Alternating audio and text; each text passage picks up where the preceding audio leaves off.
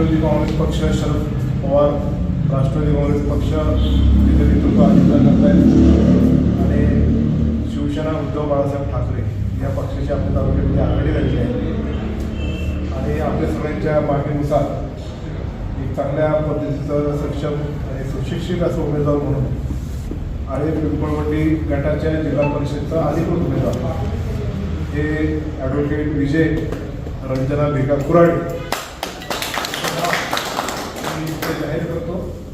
आपण सर्वांनी आता तसं तर शॉर्ट टर्मवर तुम्हाला बोलवल्यामुळे हे आहे, तर मला परिश्रम भेटून पण तुम्ही पण सर्वांनी गावात दुपारच्या सत्रामध्ये मला अनेक माझ्या एकत्र बसून तिथं प्लॅनिंग करून आपल्याला उद्या फॉर्म भरायला जायचं आहे.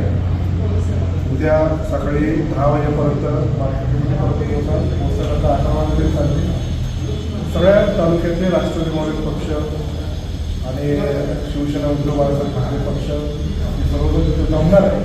त्याच्यानंतर बहुसंख्ये आळे, सप्तवाडी, कोळवाडी, वडगाव, ताळेफाटा, पिंपरी पेटा, दोन्ही उमरस, कारवाडी, पिंपळवंडीच्या सगळ्या वाड्या या सर्वांनी चांगल्या संख्येने तिथं उपस्थित राहावं.